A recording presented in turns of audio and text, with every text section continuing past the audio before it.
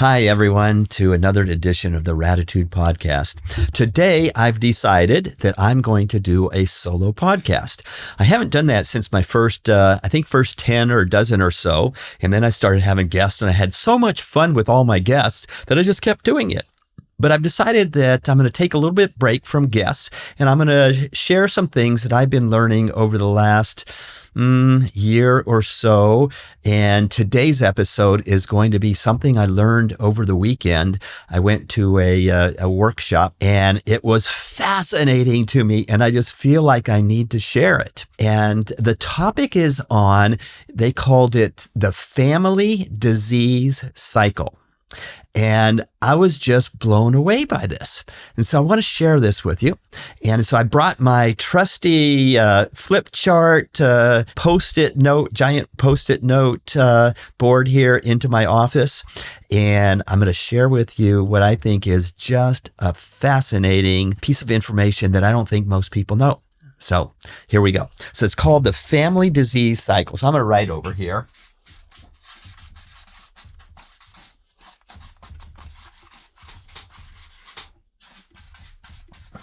Doesn't show up great, but it says family disease cycle. So I'm going to draw two sort of circles.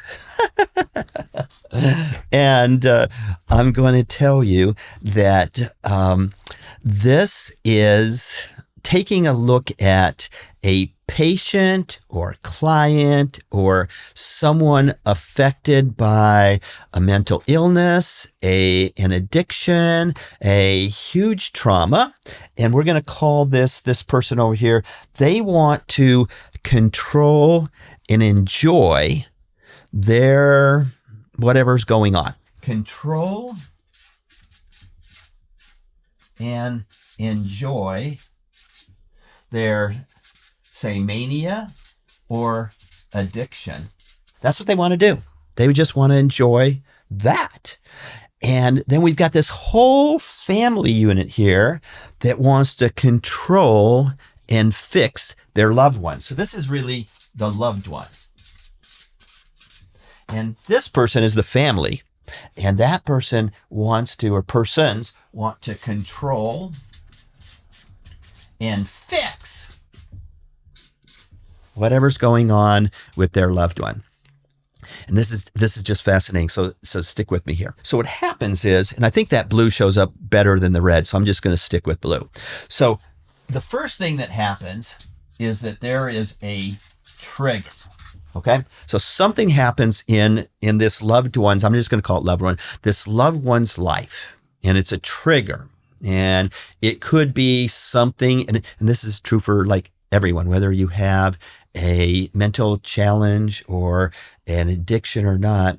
When you get triggered, you can get triggered by little things, being in traffic, someone cutting you off, or, red light or whatever. Or it can be a big thing like a death in the family or a divorce or, somewhere in between, like the Denver Broncos lost in the last 1 second yesterday.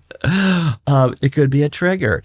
And what happens is once you have that trigger, then neurotransmitters are released in your body. So this is neuroscience. So neurotransmitters like cortisol, dopamine, adrenaline, they're released.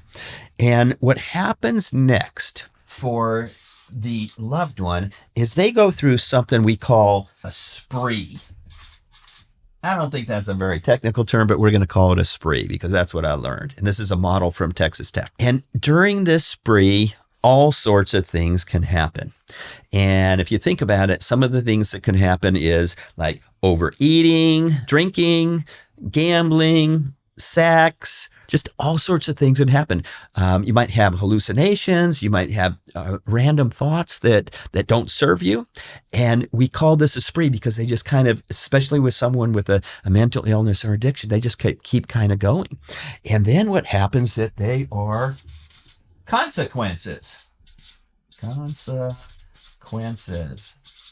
Something happens as a result of whatever it is that you did or that the loved one did to deal with the neurotransmitters that are released as a result of the trigger. And sometimes they're bad consequences. I mean, like really bad consequences. So what are some bad consequences that could happen? You could get really sick.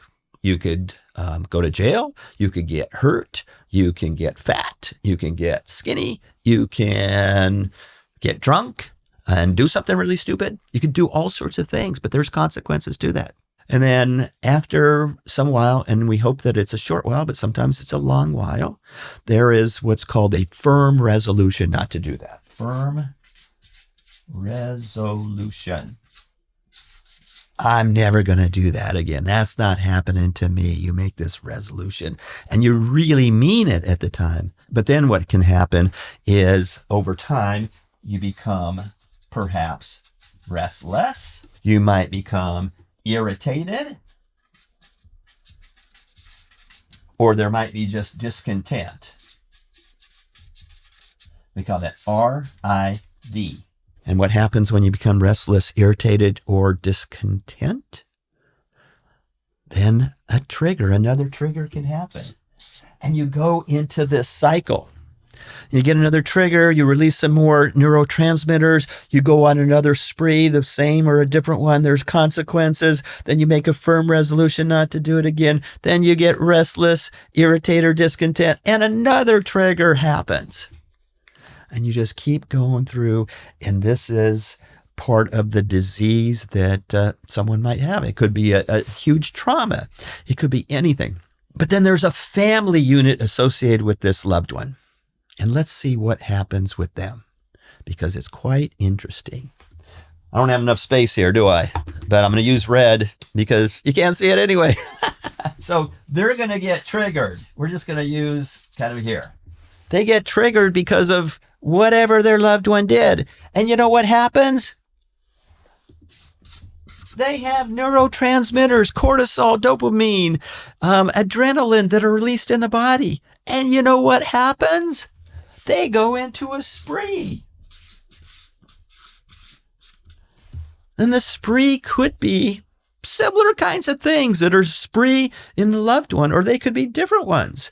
They might have some heart palpitations. They might actually have a heart attack. They might develop cancer. They might do all sorts of things, but they are impacted. And then there's consequences. There's consequences to the spree that they went on. Not sure I like that word spree, but that's what they used. Okay, so they have consequences, and after that, they make a firm resolution.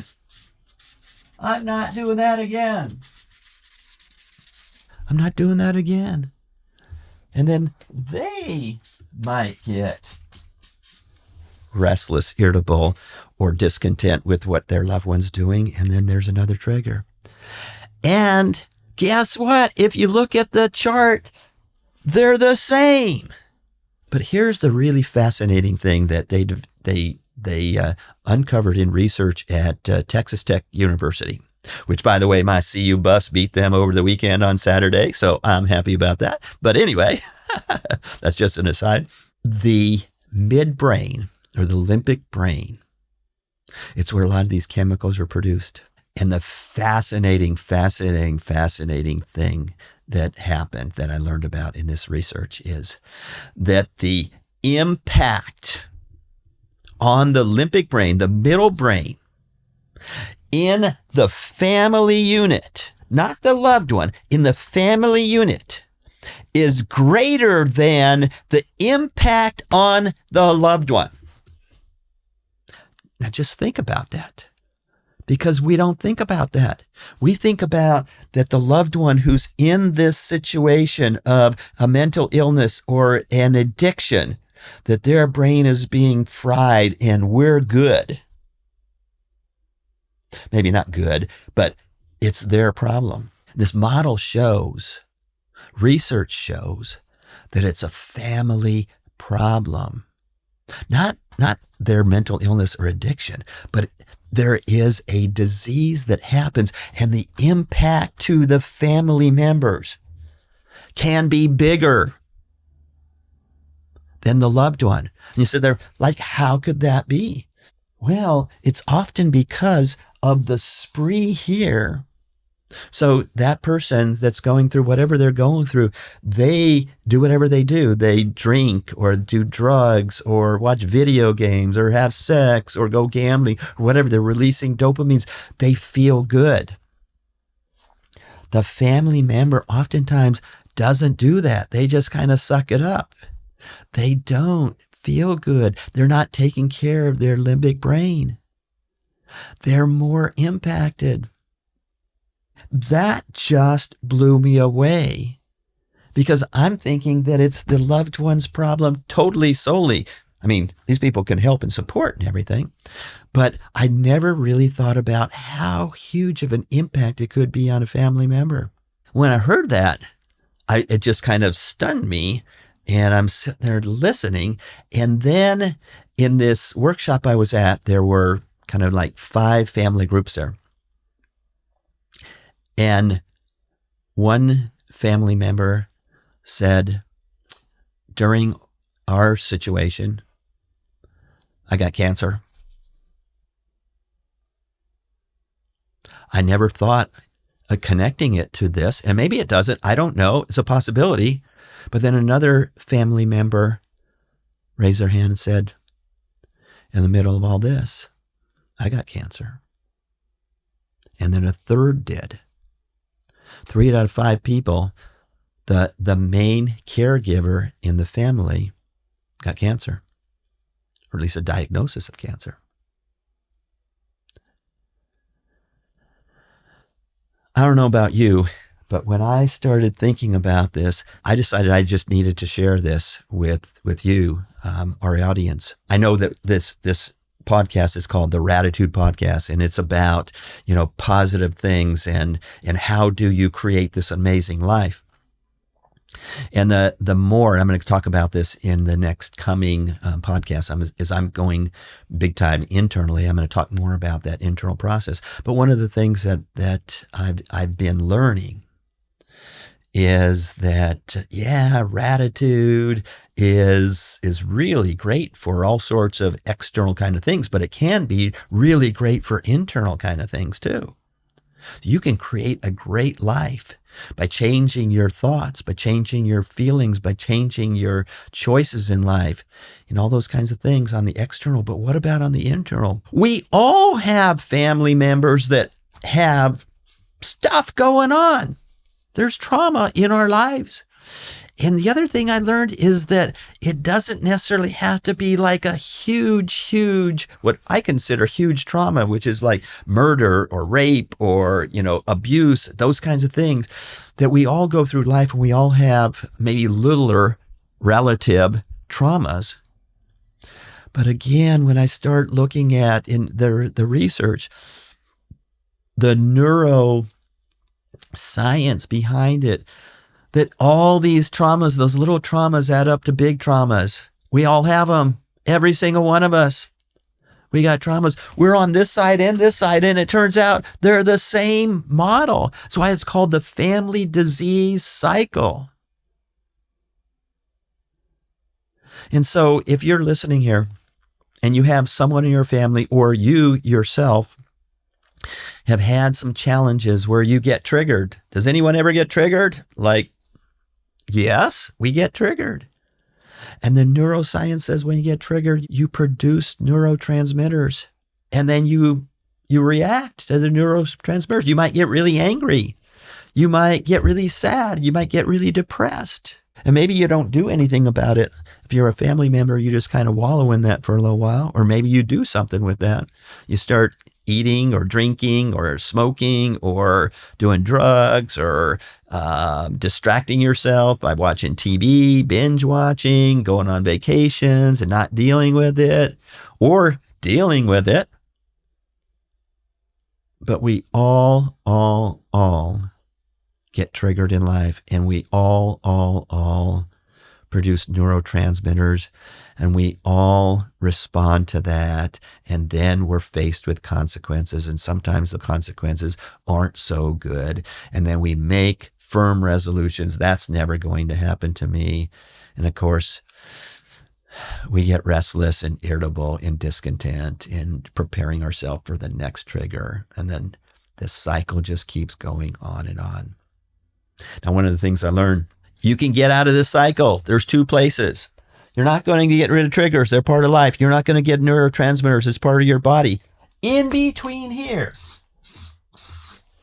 before the spree, is a place where you can get off the cycle. That's the first place. It's called a coping skill. There's another place where you can get off, and that is up here. When you start to feel restless and irritable and discontent, it's another place. But you got to become consciously aware of what's happening. And as you become consciously aware, kind of the biggest thing you can do is get help, ask for help, be helpful to other people. You don't have to do this on your own. And/or you can develop some coping strategies when you feel, because you can feel when the cortisol, when the dopamine, when the adrenaline is circulating through your system, if you're paying attention. And you can develop coping mechanisms so that you don't go into that spree, so that you don't get as triggered, so that you know what to do with it. But I think it's really important to just note that this is the cycle. This is what happens to most people. And it's impacting your limbic brain, and it's impacting your health.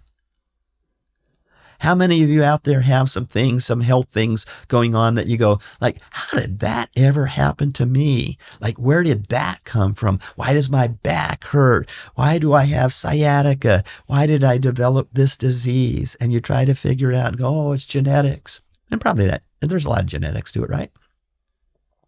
Gosh, one of the things I learned also, and I've heard this so many times, is the generational impact on people.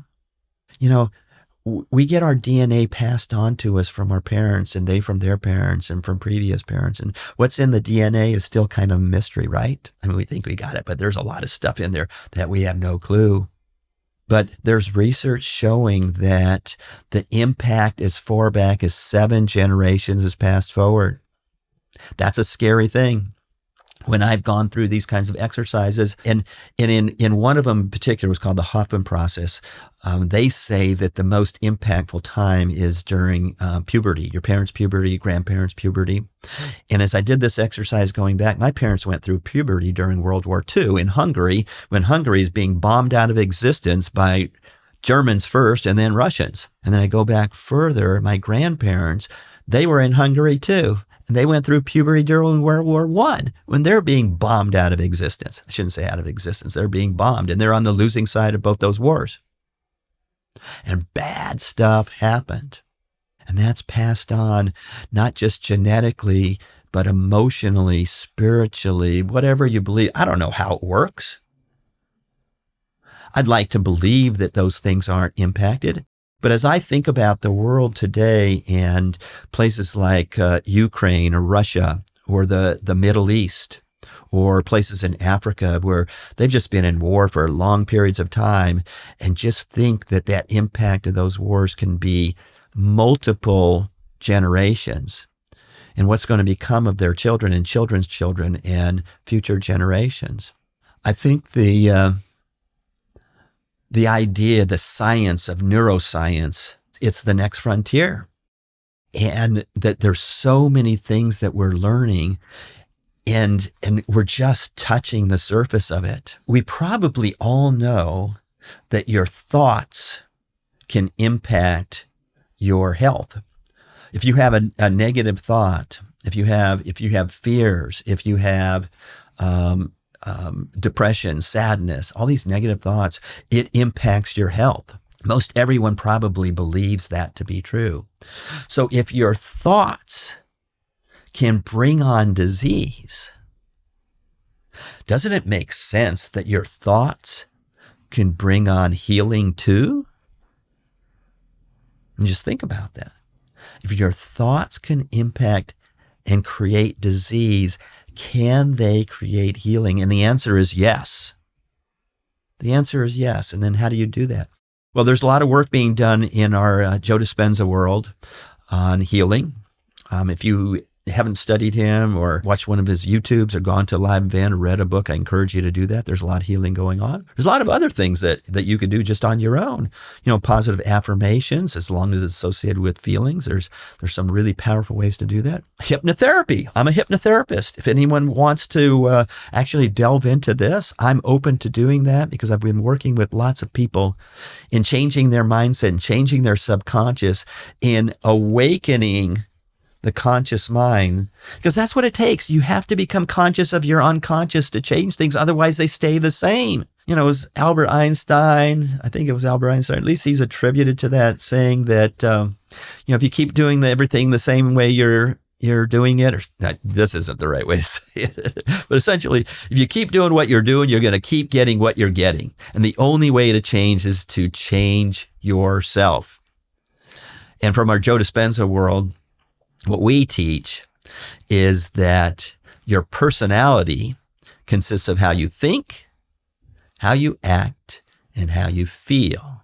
And if you want to change your life, you have to change your personality. Your personality consists of how you think, how you act, and how you feel.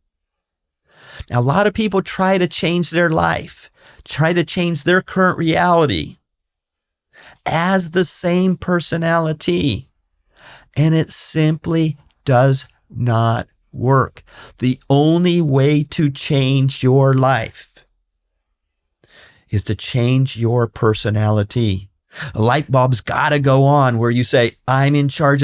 I can no longer wait for the lottery to come in, or the right job to come in, or the right partner to come in, or the right child to do something, or the right whatever to happen. If you want to change your life, you've got to change your personality. If you're on the disease cycle, and we all are, after neurotransmitters are released, after you get triggered, if you get triggered, and I know you do, you've got to develop some coping strategies, whatever they might be.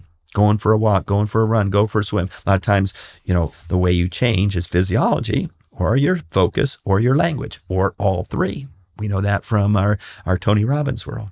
But you got to be aware. You got to be awake. You got to know. You got to become conscious of your unconscious. And that's my message for you today. If you're a good person, everything's going good in your life and things are going smooth, but you got someone in your family that has an issue, a challenge, your midbrain, your limbic brain could be impacted greater than that loved one.